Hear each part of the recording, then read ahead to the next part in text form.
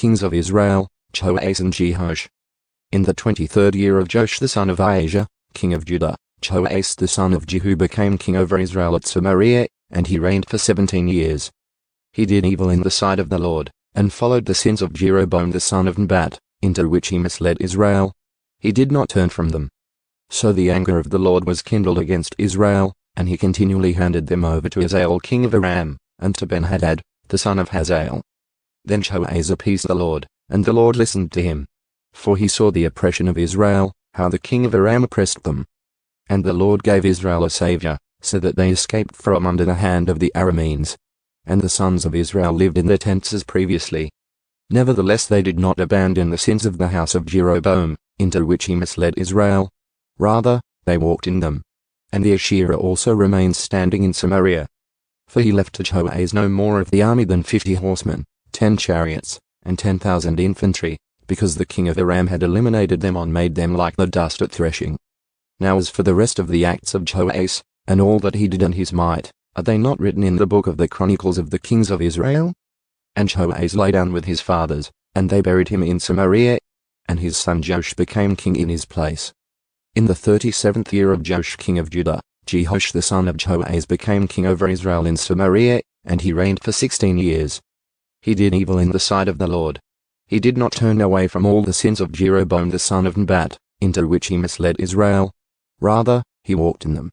Now as for the rest of the acts of Joash and all that he did, and his might with which he fought against Ahaziah king of Judah, are they not written in the book of the Chronicles of the kings of Israel?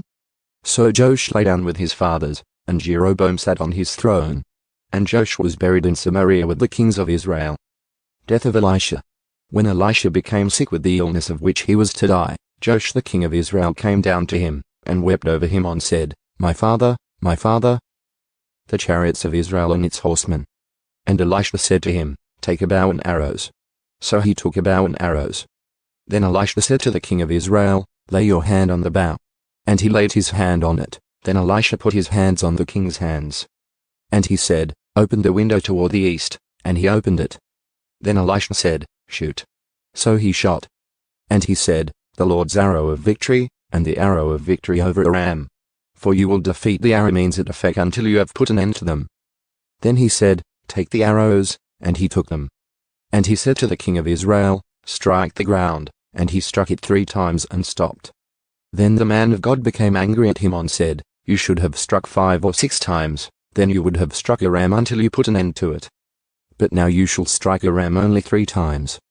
And Elisha died, and they buried him. Now the marauding bands of the Moabites would invade the land in the spring of the year. And as they were burying a man, behold, they saw a marauding band. And they threw the man into the grave of Elisha. And when the man touched the bones of Elisha he revived and stood up on his feet. Now Hazael king of Aram had oppressed Israel all the days of Joahaz.